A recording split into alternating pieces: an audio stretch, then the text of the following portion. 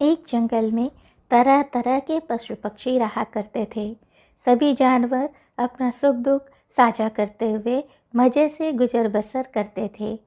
जंगल के बीच एक बड़ा सा तालाब था।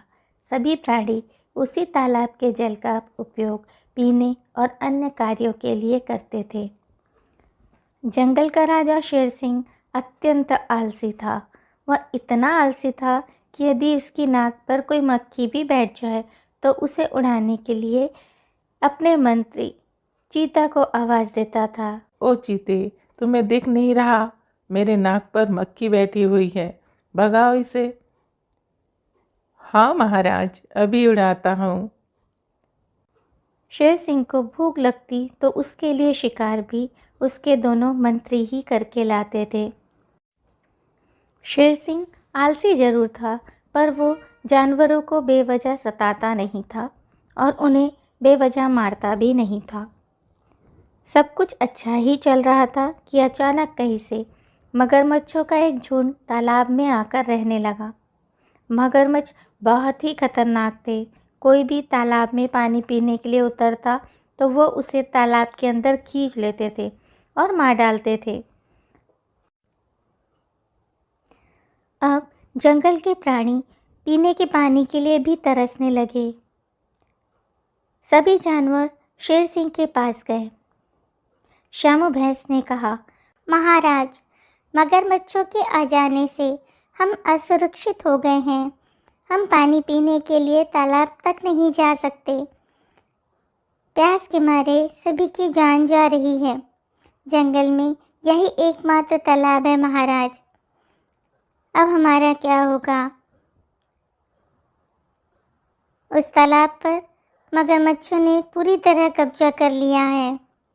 अब आप ही कुछ उपाय कीजिए महाराज और हमारे प्राण बचाइए।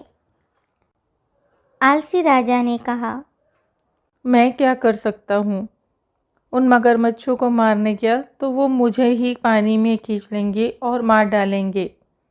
मैं उनसे नहीं लड़ सकता।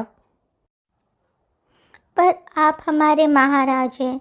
आप यदि हमारी रक्षा नहीं करेंगे तो हमारी रक्षा कौन करेगा? सभी जानवरों ने कहा। शेर सिंह ने अपने दोनों चीता मंत्रियों की ओर देखा।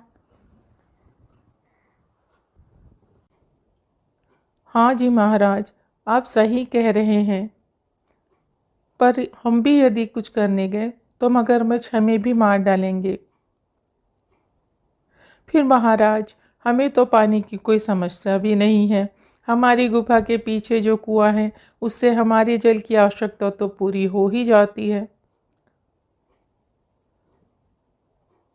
हाथी ने कहा। तो महाराज, हमें कृपा करके उस कुएं के पानी को ले जाने दीजिए। अरे नहीं, उस कुएं में इतना पानी नहीं कि तुम सबके लिए पानी की व्यवस्था हो सके। मंत्री ने कहा। सभी जानवर चिंतित हो गए। अब हमारा क्या होगा महाराज? तभी वहां खड़ी लोमड़ी बोली, मेरे पास एक उपाय है। आप सब बोलो तो मैं बताऊं। हाँ, तो बताओ ना।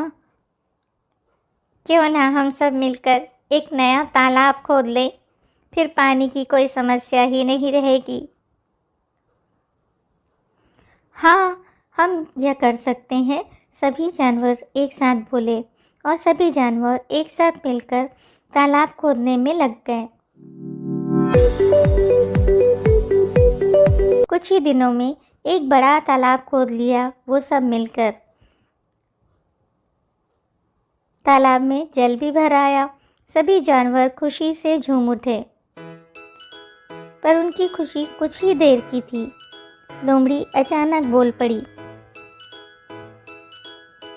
महाराज का आदेश है कि जिसे भी इस तालाब का जल पीना हो उसे जल कर देना होगा, और जो भी उनकी आज्ञा का पालन नहीं करेगा उन्हें दंड मिलेगा। सभी जानवर डरकर टैक्स के रूप में कुछ न कुछ सामान देते। मधुमक्खियाँ शहद ला कर देती, खरगोश गाजर ला के देता, हाथी गन्ना ला कर देते।